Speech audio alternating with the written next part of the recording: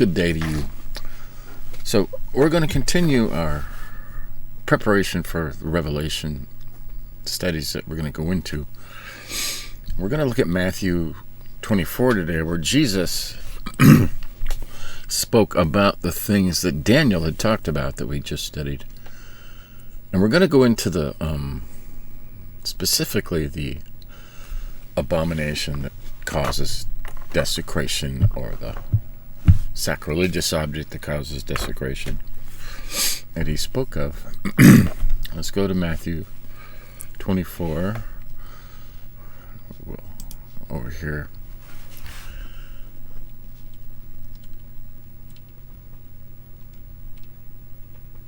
Oh, jeez. I got lost here. Oh, there we go. So,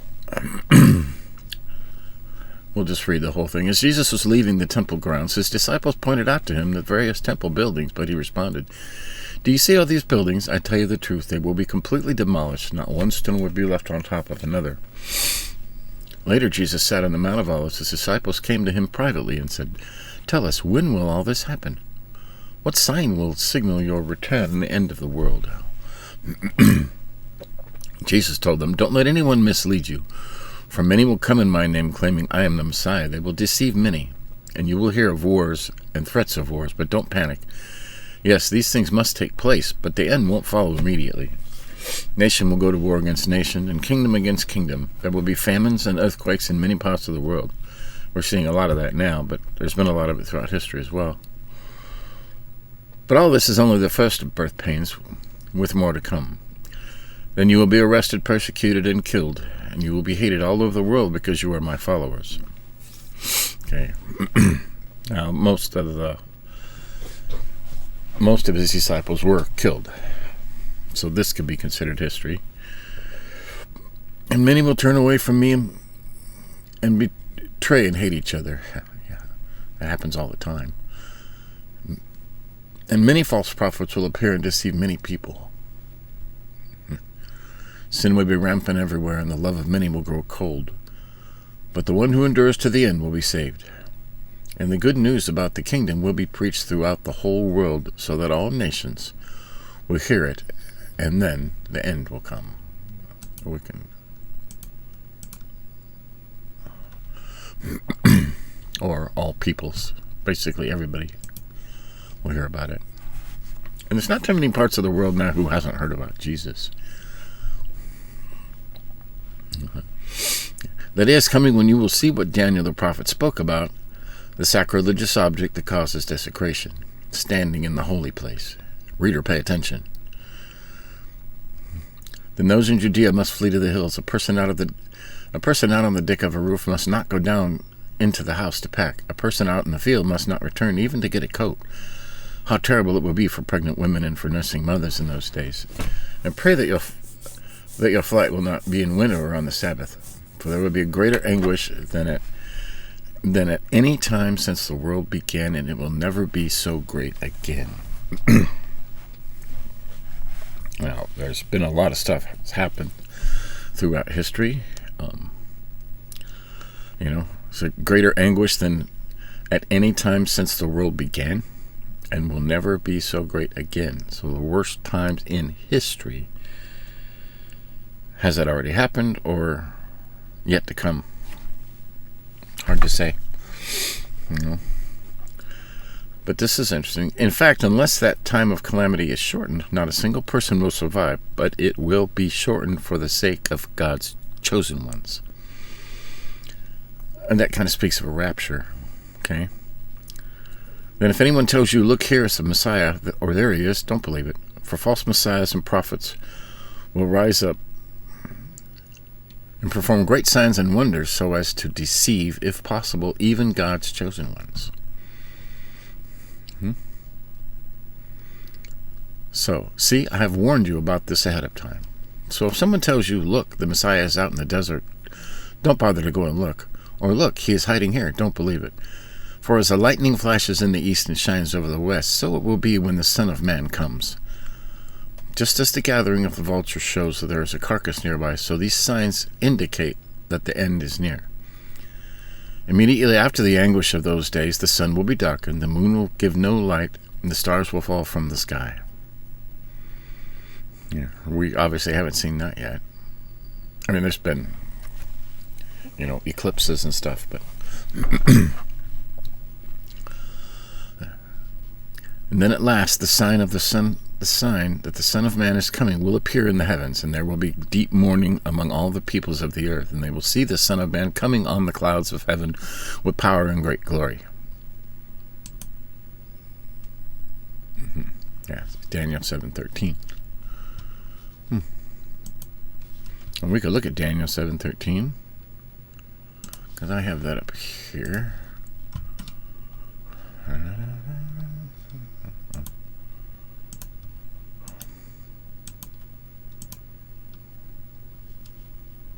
Seven.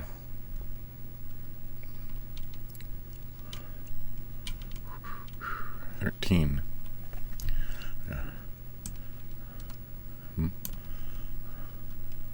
Yeah. In my vision at night I looked, and there before me was one like the Son of Man, coming with the clouds of heaven. He approached the Ancient of Days and was led into his presence. He was given authority and sovereign power. All nations and peoples of every language worshipped him. His dominion is an everlasting dominion that will not pass away, and his kingdom is one that will never be destroyed.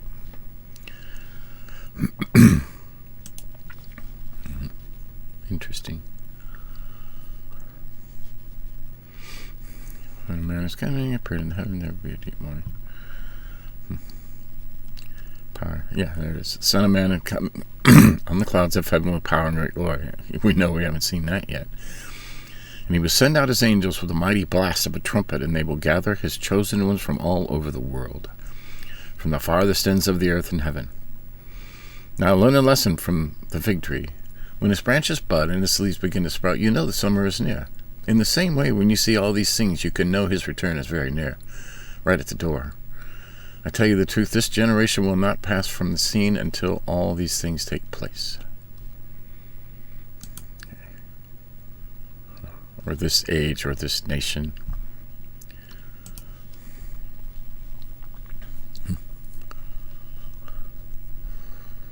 And if he's talking about the nation of Israel, it hasn't passed away yet, not for lack of people trying to destroy it. I mean, I think there's been a lot of people in history that read these prophecies but are not of God and are trying to, hurry it up.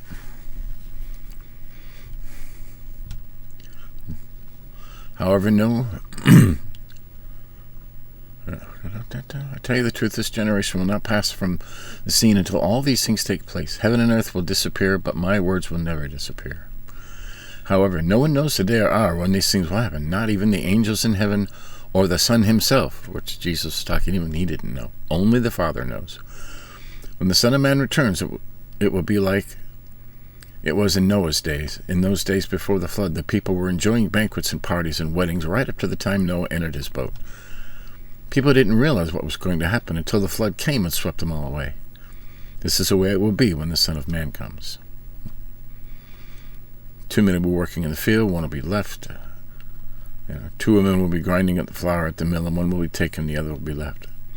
So you too must keep watch, for you don't know what day the Lord is coming. Understand this. If a homeowner knew exactly when a burglar was coming, he would keep watch and not permit his house to be broken into. You must also be ready all the time, for the Son of Man will come when least expected. A faithful, sensible servant is one to whom the master can give the responsibility of managing his other household servants and feeding them. If the master returns and finds that the servant has done a good job, there will be a reward. I tell you the truth. The master will put the servant in charge of all he owns. But if the servant is evil and thinks my master won't be back for a while, and he begins beating the other servants, partying and getting drunk, the master will return unannounced and unexpected, and he will cut the servant to pieces and assign him a place with the hypocrites. In that place there will be weeping and gnashing of teeth. So, we're going to go into this abomination, the sacrilegious object that causes desecration, which seems to be the main point of the starting. Jesus spoke of it. Daniel spoke of it.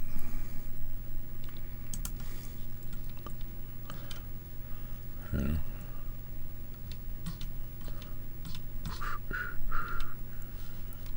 7. I think we were in 11.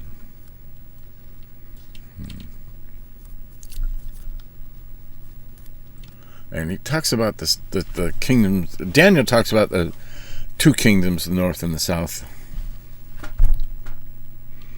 And it goes into, but we're going to go into the abomination that causes desolation.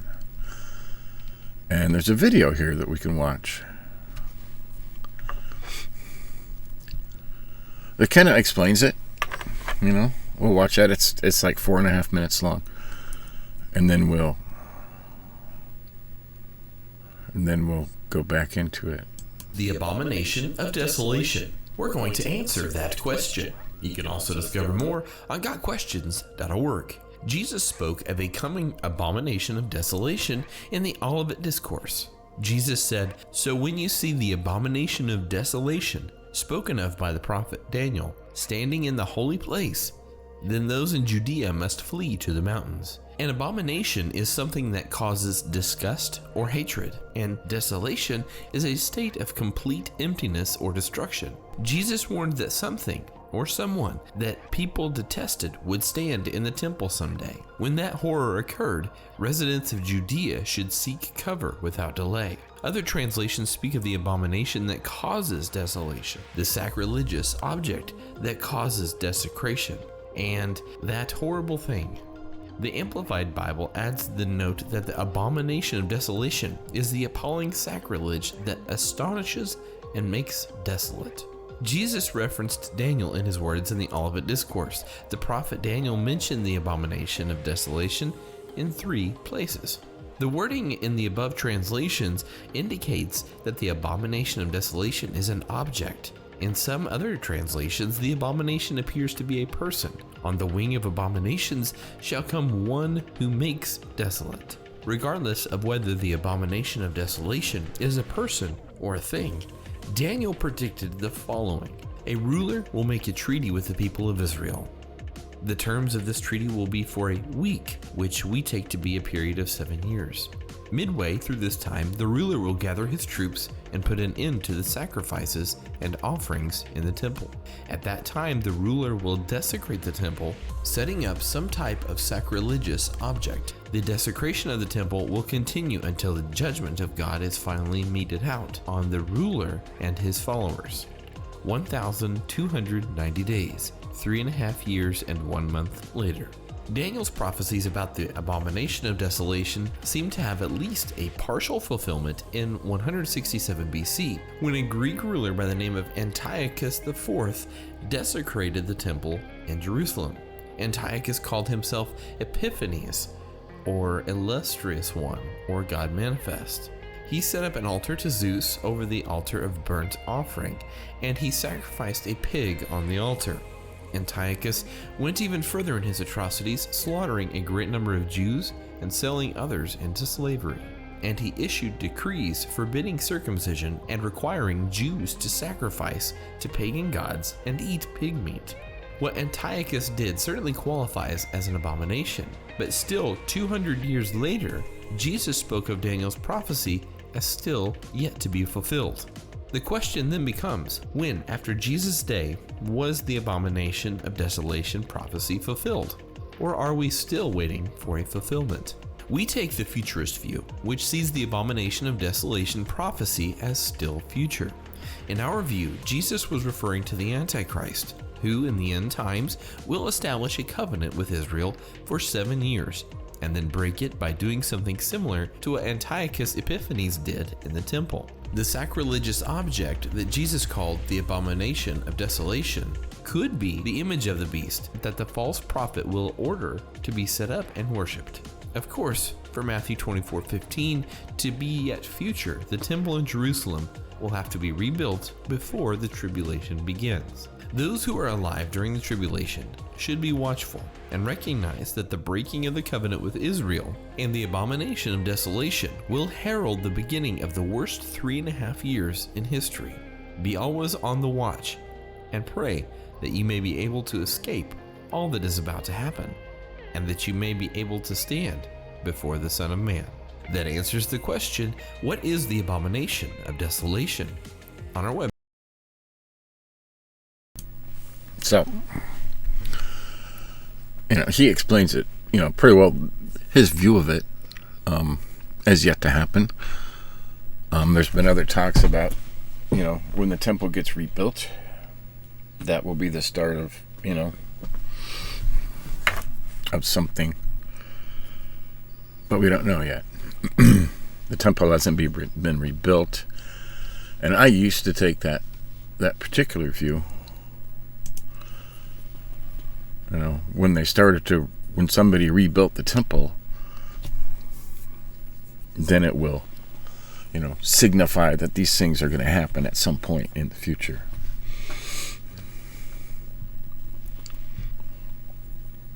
But that goes into, a sacrilegious object that causes desecration,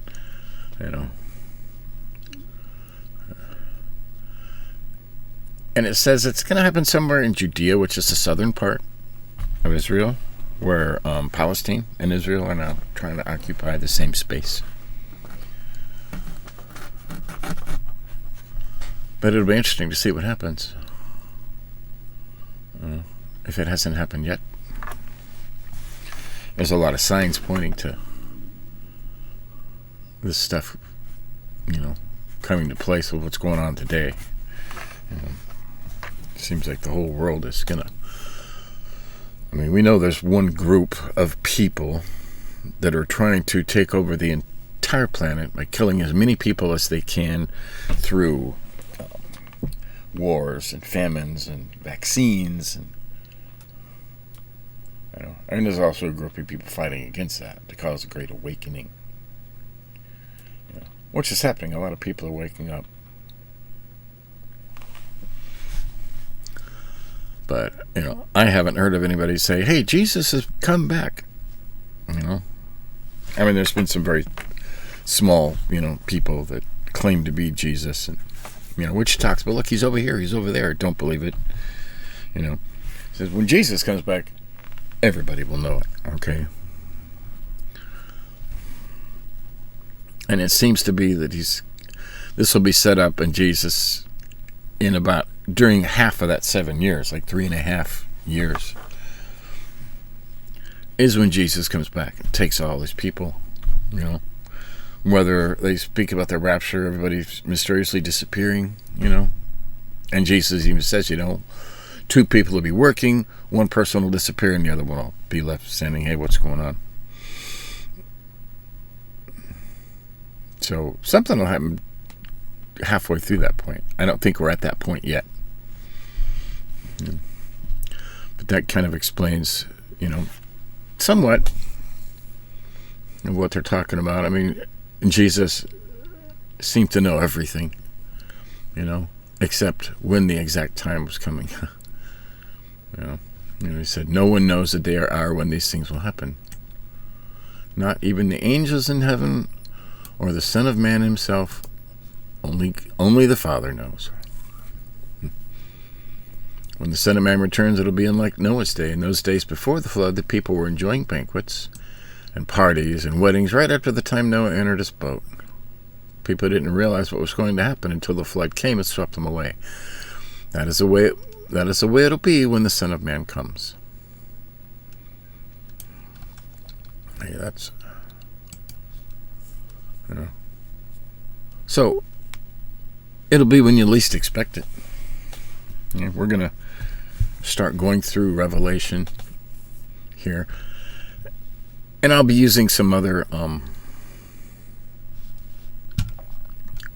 books and stuff. I wanted to use Tim LaHaye's book, Revelation Revealed. I could not get Zondervon published it. I could not get any kind of rights to put it online, but I will reference, you can reference quotes and stuff from it.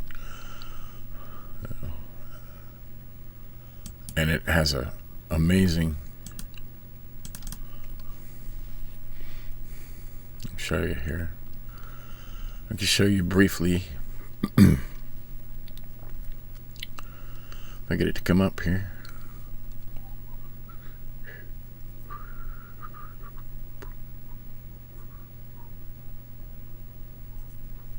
And there's been a lot of people that have read this different ways and put different spins on it.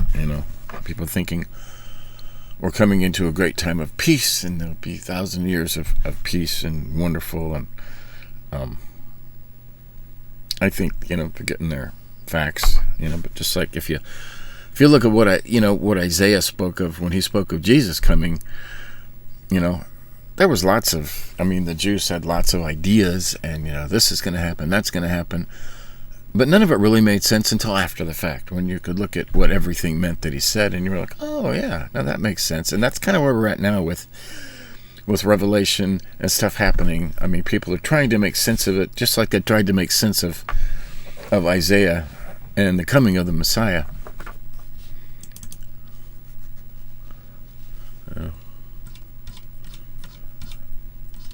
And this is the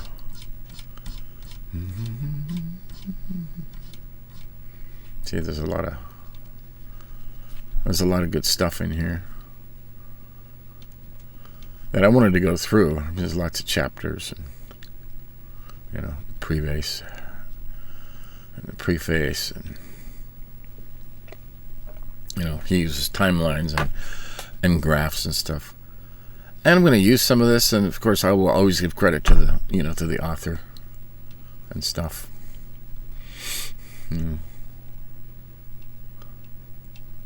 Just kind of flipping through here. Yeah, that's 4 interpretations of the Book of Revelation. The 4 basic interpretations that are worthy of note. The futurist, which is the video we just watched, just talks about the futurist interpretation. Okay.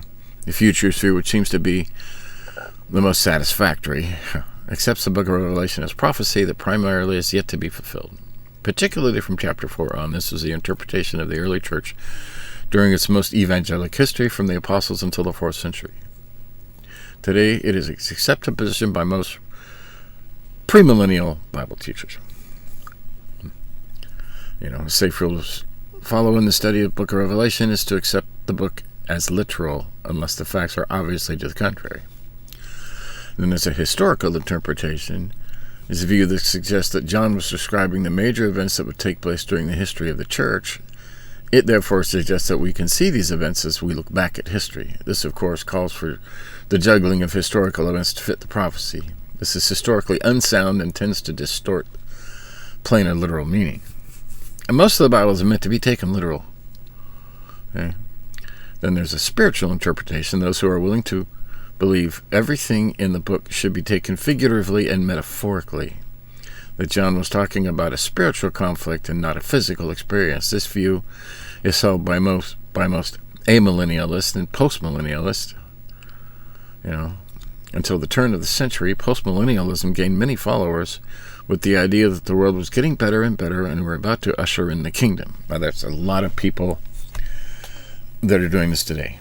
The whole thing is metaphorical, and all of this has already happened, and we're coming into the time where Jesus is going to rule the whole world in peace for 1,000 years.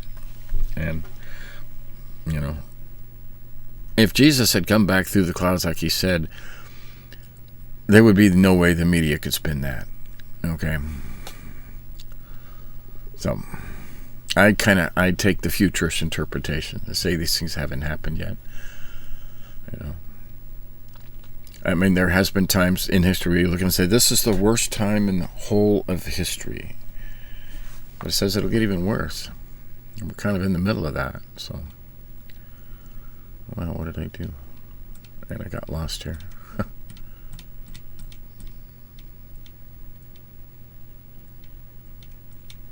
There it is. Yeah. So the spiritual interpretation, and this is what a lot of people believe this, post-millennialism, which means the millennialism is when the rapture happens. And some people, believe, I don't think it's happened yet. Some people believe we're in the middle of it. Some people believe it hasn't happened yet. That's the futurist. And some people believe it happened a long time ago, which I don't see any historical facts Kind of doing this mostly because, what he says here, until the turn of the century, postmillennialism gained many followers with the idea that the world was getting better and better and we were about to usher in the kingdom. The perpetual degeneracy of the human race during the 20th century, 2 world wars, and over 160 million deaths to communist dictators have rendered this a most untenable position. Okay?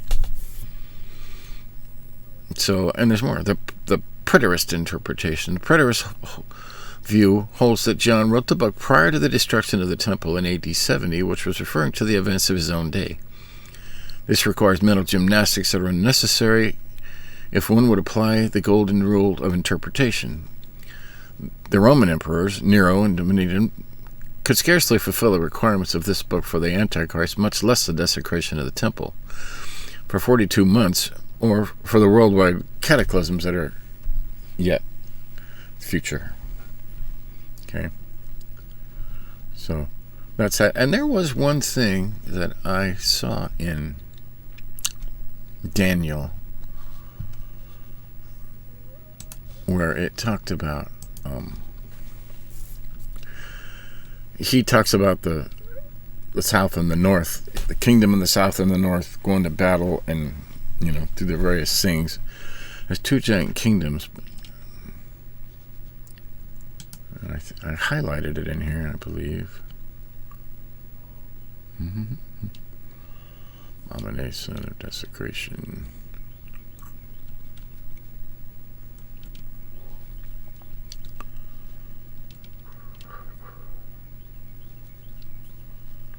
$. Is there 13? Nope, there's not. It must have been in 11 that I saw it. Let me find it here real quick.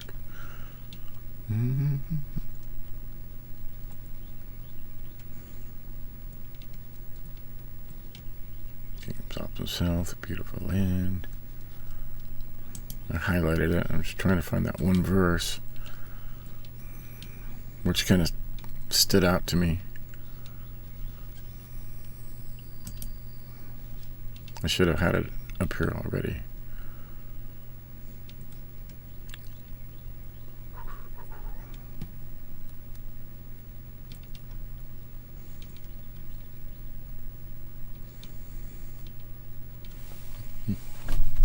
See, now I can't find it.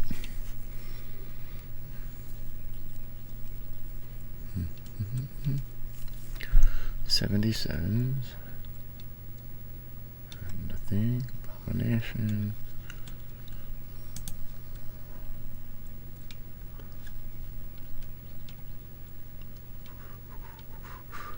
Give me strength. Don't be afraid. Highly esteemed.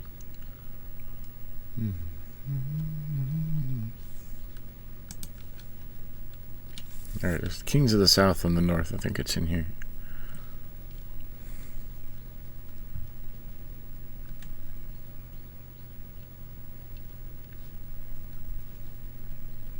There it is.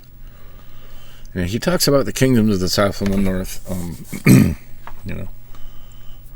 going up and they fight and they go back and, the 2 kings with their hearts bent on evil will sit at the same table and lie to each other, but to no avail, because an end will still come at an appointed time. The king of the North will return to his own country with great wealth, but his heart will be set against the Holy Covenant. He will take action against it and then return to his country.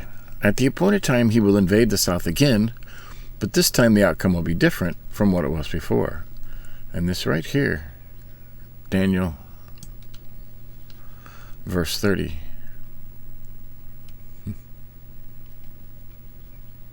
Okay. We're going to make this blue.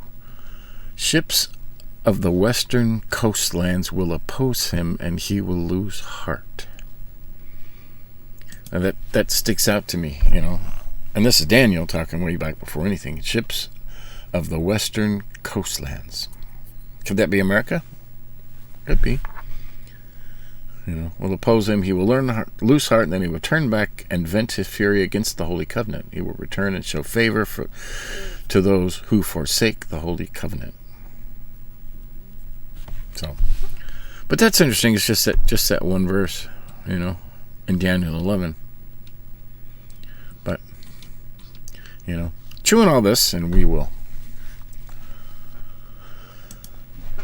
come back and start Revelations.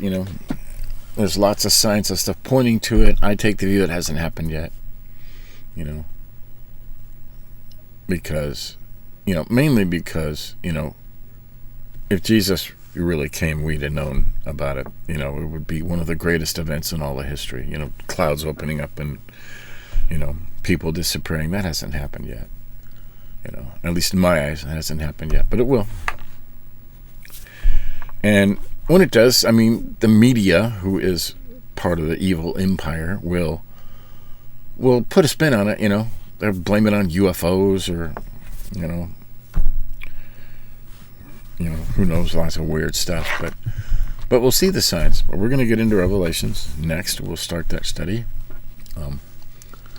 I will put links to, the stuff we talked about. I'll put them down in the description. So, till then, keep the faith, keep reading, prepare for the worst.